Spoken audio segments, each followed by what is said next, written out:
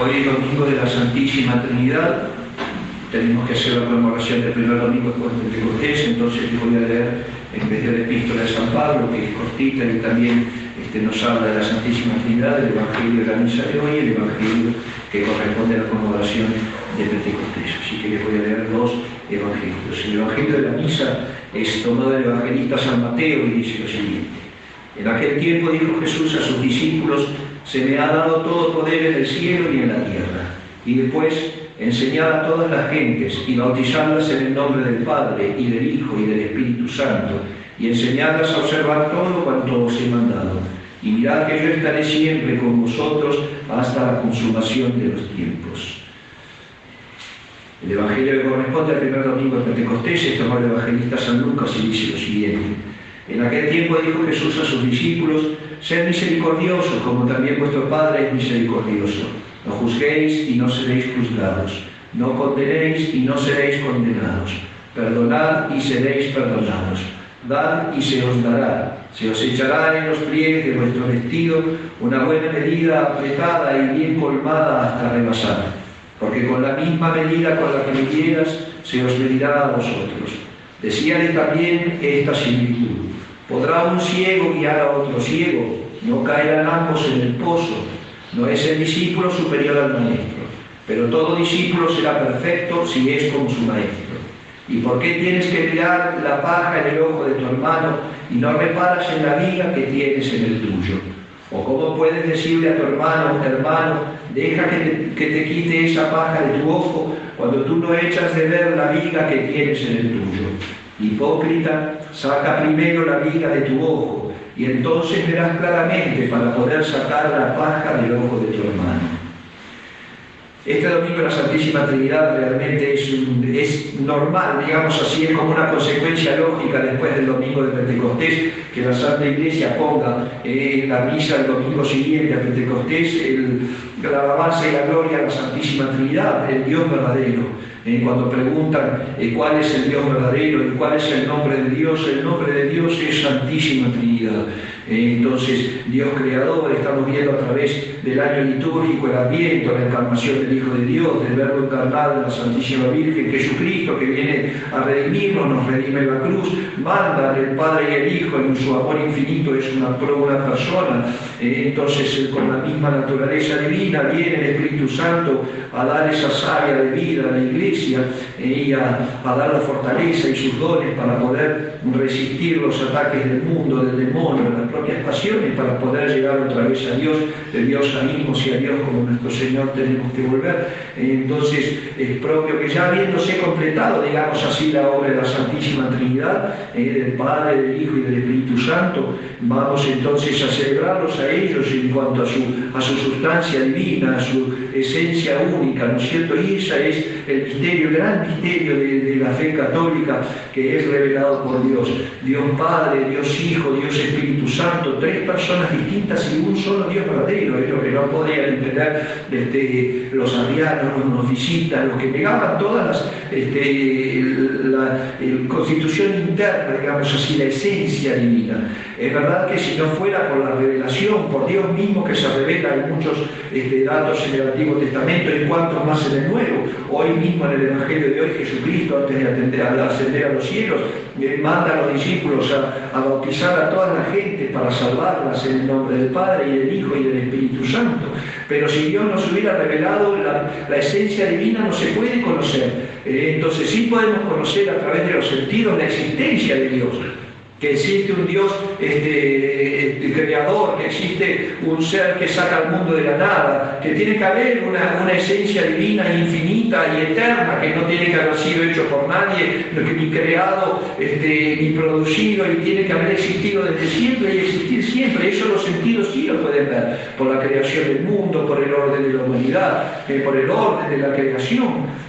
Por las 5 vías famosas de Santo Tomás de Aquino, la razón humana puede llegar al conocimiento de un ser superior y creador y eterno, un ser que subsiste por sí mismo, que es la definición de la esencia divina, el ser subsistente por sí mismo, que existió siempre y va a existir, y que de la nada saca al universo. Pero eso sí, pero no podemos conocer la esencia de Dios en cuanto a que es trino en personas, es decir, que la misma unidad divina está en tres personas, pero que no son tres dioses, sino es un solo Dios en tres personas. Eso tiene que hacerlo la revelación. Hasta ahí ya la mente humana no puede llegar. Es como cuando uno conoce a una persona. Sí, yo sé que fulanito existe, pero si no lo conozco, no empieza a contarme cómo es, qué le gusta, qué no le gusta, cuáles son sus miedos, sus seguridades. No puedo decir que conozco a la persona. En Dios o lo mismo, si Él no me hubiera dicho que es Padre, Hijo, Espíritu Santo, jamás hubiéramos entendido ese gran misterio de la Trinidad Santísima. Y ese es el principio de todo ser humano, porque el principio divino que saca al mundo de la nada, que crea al hombre, que redime con el Verbo, con la segunda persona, que santifica con la tercera persona de la Santísima Trinidad, si Él no se revela, yo no lo conozco. Y nos hubiéramos quedado sin poder conocerlo, porque no podemos amar lo que no conocemos y no podemos servir lo que no amamos. Por ello este gran misterio es el misterio más fundamental, no solamente del cristiano, porque por conocer a Dios verdadero. Este es el misterio que tiene que conocer todo ser humano que viene a este mundo, si quiere salvarse, si quiere entrar en el cielo. Cuando dicen que tenemos el mismo Dios que los judíos y el mismo Dios que los musulmanes, porque son monoteístas, porque creen en un solo Dios. No, no son monoteístas, son monoidólatras, digamos así. Adoran un solo Dios que no es el verdadero. Así como hay religiones que tienen un montón de divinidades, el judaísmo y el islam tienen una sola divinidad, pero no es el Dios verdadero. Así que siguen ellos idolatrando a un solo ser. El Dios verdadero es Santísima Trinidad. Y en esa Santísima Trinidad, en ese Dios es la razón de ser del hombre. Isabel de la Trinidad, una religiosa carmelita que murió muy joven también y entró muy joven al Carmelo, ella decía, la Trinidad es ahí nuestra morada. Es ahí nuestra morada, el hogar paterno, decía ella, la casa solariega de la que nunca debemos salir, la que no debemos abandonar jamás. Esa es la razón de ser. Y qué poco se piensa en la vida trinitaria. Qué poco se piensa en el amor al Padre que tenemos que tener, en el amor al Hijo Jesucristo encarnado, verbo encarnado, en la gratitud y la correspondencia al Espíritu Santo que le da las gracias para poder pasar por este mundo sin cometer faltas graves. No pensamos en esas cosas, porque son tan, para nosotros, si no llevamos una vida espiritual, son tan abstractas, que entendemos el concepto, pero no lo amamos, porque no llegamos a realizarlo, a concretarlo, digamos así. Dejamos a la Santísima Trinidad en el cielo, y no lo bajamos a nuestras vidas.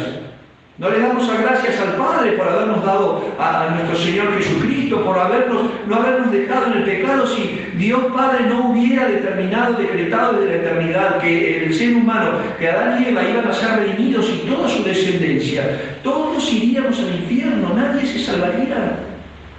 El cielo fue abierto gracias al Verbo de Dios, al Hijo de Dios que se encarna en la Santísima Virgen María y toma la humanidad de Cristo. Y si no nos hubiera enviado el Padre y el Hijo en su amor infinito al Espíritu Santo para darnos esa fortaleza, nadie llega al cumplimiento de la ley. Por eso, ¿cuál es lo esencial? El primero es ser bautizado en el nombre del Padre y del Hijo y del Espíritu Santo, para que podamos tener derecho a todos esos beneficios y gracias de Dios. Y después, una vez teniendo ese derecho, ¿qué manda hacer Jesucristo en el Evangelio de hoy? Ve y bautízalos y enséñales a que cumplan lo que yo les he mandado.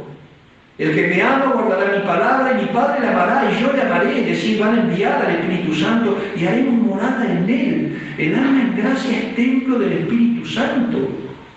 El alma bautizada y en gracia es un templo. Yo siempre les hago la comparación a la gente. Cuando el pecador comete un pecado mortal, ustedes quizás acá en Argentina así pasó en tiempos, pero en México, que fue cuando los cristianos, fue la revolución comunista, callista, entraban a las iglesias para profanar el Santísimo.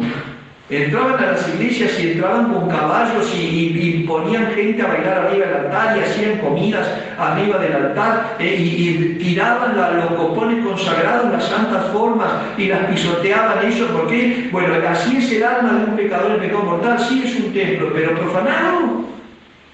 Es un templo profanado, por eso la necesidad de vivir en gracia y cuidar la gracia de Dios que tenemos en nuestros corazones.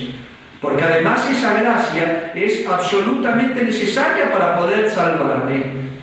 Si yo quiero ver a Dios eternamente, no solamente el día del juicio y después ser arrojado al infierno, tengo que vivir y morir en gracia. Y si tengo la grande gracia de perderla, pues voy a recuperarla otra vez. Para eso Dios nos deja los medios. Cuando no tengo el sacramento de la penitencia, tengo el acto de contrición perfecta, un pésame rezado de corazón por haber ofendido a Dios hasta poder confesarme. Así tiene que ser la vida del cristiano. Y si llevarlo más allá a lo que Dios nos ha mandado, el Evangelio que corresponde a la misa de hoy del domingo primero de Pentecostés es hermoso. ¿Qué le dice? Primero ocúpate de ti. Antes de ver los defectos de tu hermano, antes de ver que fulanito, melanito es así, asá y hace, el hijo hizo, primero fíjate lo que tienes tú, la vida que tienes en tu ojo. Empieza a conocerte para poder después, con caridad, no como crítica, quitarle la paja del ojo de tu hermano, porque es una obra de misericordia enseñar al que no sabe, corregir al que yerra, dar un buen consejo a quien ha menester, a quien lo necesita. Es una obra de misericordia, estamos obligados, si queremos ser misericordiosos, no solamente darle de comer al hambriento y darle de beber al sediento y vestir al desnudo.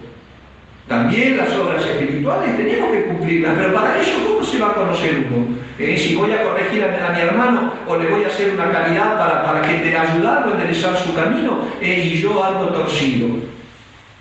Entonces, para eso necesitamos la gracia y la fortaleza divina. Y acuérdense que tenemos que cumplir lo que Dios nos ha mandado. Ese fue el destino de la Iglesia.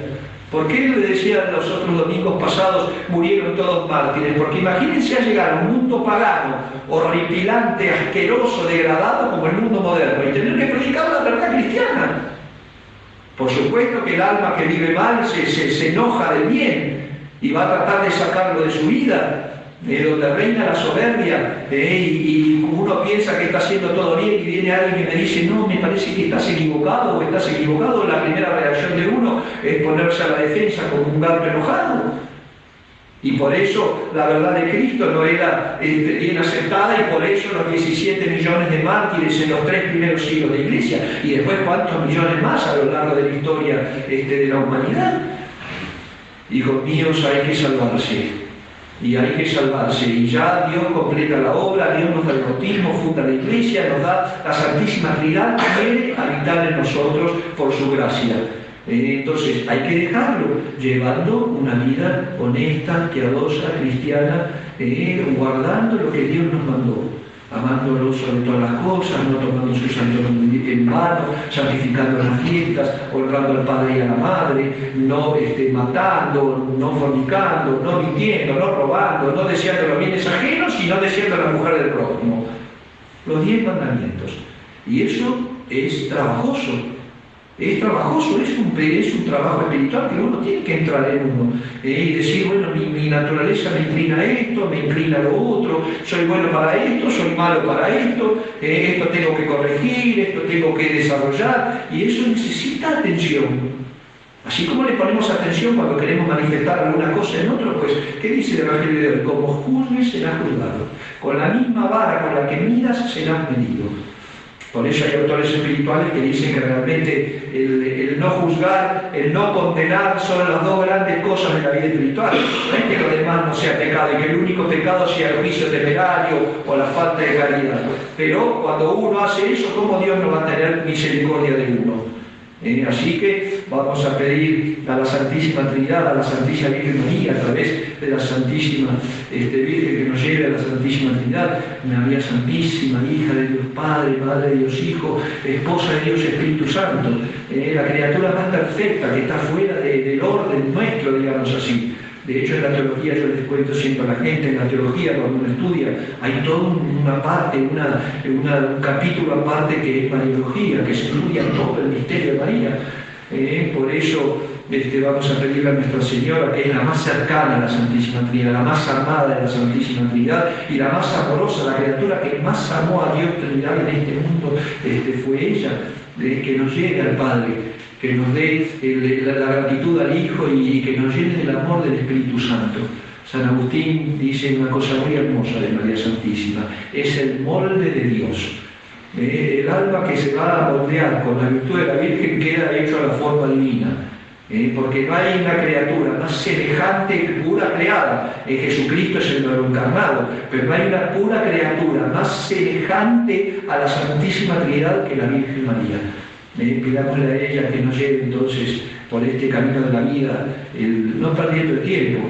La vida pasa rápido, se nos escapa como el agua de las manos. Entonces no perdamos tiempo y llevemos camino de santificación. Tomemos la resolución de no ofender gravemente a Dios, de corregirnos de nuestros defectos, de llevar una vida piadosa y virtuosa, porque en definitiva, al final, cuando se termine el camino de esta vida, el que se beneficia de eso va a ser uno mismo, va a poder gozar de Dios en la eternidad. Pidamos a Nuestra Señora entonces que nos lleve, les digo, que nos lleve al Padre, que nos haga agradecidos con Dios Hijo y que nos haga estar llenos del amor del Espíritu Santo, para que con esa fortaleza cristiana podamos llevar la cruz de cada día, para que después de haber atravesado el mar tormentoso de esta vida, podamos ser recibidos en ese banquete eterno que Jesucristo tiene preparado para aquellos que le aman. Ave María Purísima. En el nombre del Padre, y del Hijo, y del Espíritu Santo. Amén.